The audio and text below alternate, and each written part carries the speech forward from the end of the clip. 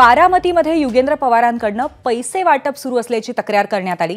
निवडणूक आयोगाकडून श्रीनिवास पवारांच्या शरयू मोटर शोरूममध्ये सर्च ऑपरेशन सुद्धा पार पडलं। मात्र तपासणीमध्ये काहीही न आढळल्याचं निवडणूक निर्णय अधिकाऱ्यांनी सांगितलेलं आहे। नाही, तसं एफएसटी टीमने तपासलेलं आहे, तसं काही त्यात दिसलं नाही। काल आपल्याकडे अशीच एक तक्रार अननोन तक्रार आली की शरयू टोयोटा जे आहे त्या ठिकाणी पैशाचं वाटप सुरू आहे। आपण त्या ठिकाणी सुद्धा जी आहे ती तपासणी केलेली आहे। काय आढळून आलं नाही, कुठलेही तथ्य आढळून आलेले नाही। श्रीनिवास पवार यांच्या मालकीच्या असलेल्या एका कारच्या शोरूमवरती काल रात्री निवडणूक आयोगाच्या नियाहित सर्च ऑपरेशन केलेलं आहे आणि मी सध्या त्याच शोरूमच्या बाहेर आहे। बारामती शहरापासून अवघ्या काही किलोमीटर असलेलं हे श्रीनिवास पवार यांच्या कुटुंबियांच्या मालकीचं हे शोरूम आणि याच ठिकाणी काल रात्री जे आहे ते पैसे वाटप केले जात असल्याची तक्रार करण्यात आली होती। त्यानंतर निवडणूक आयोगाचं पथक या ठिकाणी आलं। त्यानंतर त्यांनी चौकशी केली असता यामध्ये काही आढळलं नसल्याचं जे आहे ते प्रांत अधिकारी किंवा निवडणूक निर्णय अधिकारी वैभव नावडकर यांनी सांगितलेलं आहे। त्यामध्ये कुठलंही तथ्य नव्हतं, फक्त तक्रार आली होती। त्यानंतर त्यांनी या ठिकाणी येऊन चौकशी केली। युगेंद्र पवार जे आहेत ते अजित पवारांच्या विरोधात उभं राहिलेले आहेत। बारामतीची निवडणूक ही अत्यंत चुरशीची अशी मानली जाते। सध्या आपल्यासोबत युगेंद्र पवार स्वतः फोनवर आहेत। आपण त्यांच्याशी या संदर्भात चर्चा करूया। नमस्कार, आपलं स्वागत आहे एबीपी माझामध्ये। अशा पद्धतीची तपासणी आज निवडणूक आयोगाच्या माध्यमातून आपल्या शोरूममध्ये करण्यात आली होती, तर याबद्दल आपली प्रतिक्रिया काय आहे? हॅलो, तुम्हाला माझा आवाज ऐकू येतोय का युगेंद्रजी? हो येतोय ना। हा, तर आज जे सर्च ऑपरेशन झालं त्याबद्दल आपली प्रतिक्रिया मिळू शकते का आम्हाला?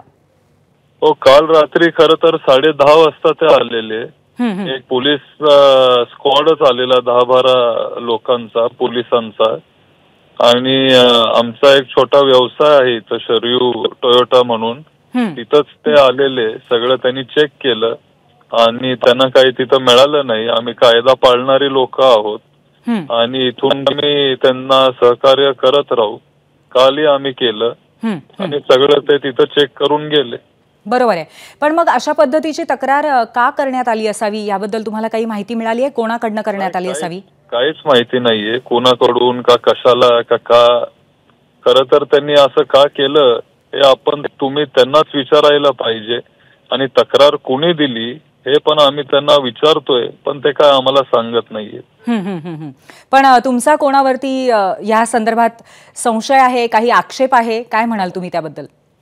नाही, जोपर्यंत आपल्या समोर फॅक्ट्स येत नाहीत त्याच्यावर काही बोलणं योग्य नसणार आहे किंवा योग्य नाहीये।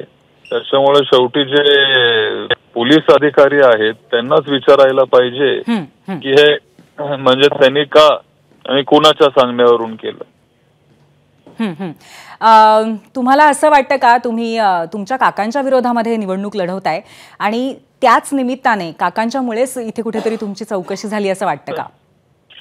मला माहिती नाही, पण योगायोग म्हणा काही म्हणा, पहिल्यांदाच अशी चौकशी आमच्यावर झाली आहे। पण ठीक आहे, आम्ही सामोरे जायला तयार आहे। त्याचबरोबर तुमच्या वडिलांनी सुद्धा असं म्हणलं की आमचे बंधू हे भाजप बरोबर गेलेले आहेत थोड्याच वेळापूर्वी, तर याचाही कुठेतरी संदर्भ या सगळ्या प्रकाराशी आपण जोडू शकतो का आणि तो सल कुठेतरी आहे का? काय वाटतं तुम्हाला? नाही, माहिती नाही। मी खरं तर वडिलांचं स्टेटमेंट का व्हिडिओ का काहीच बघितलं नाहीये। माझ्या काम आहे। खरंय खरंय। धन्यवाद, आपण आमच्याशी संवाद साधलात आणि या संपूर्ण प्रकाराबद्दल आम्हाला प्रतिक्रिया दिली त्याबद्दल खूप खूप धन्यवाद। तर या संदर्भात श्रीनिवास पवार यांनी काय प्रतिक्रिया दिली होती ते आपण पाहूया।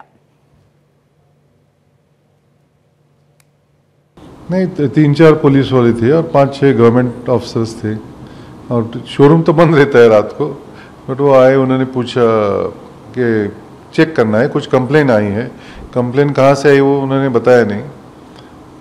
यहाँ पे जो स्टाफ था वो उनको अंदर लेके आया, उन्होंने नीचे शोरूम वगैरह चेक की, ऊपर आके कैबिन्स वगैरह चेक किया और कुछ मिला नहीं, वो चले गए। जो इलेक्शन में नॉर्मली होता है वैसे। ठीक है, अभी पावर में है तो बहुत कुछ कर सकते हैं, तो हो गया। एबीपी माझा, उघडा डोळे बघा नीट।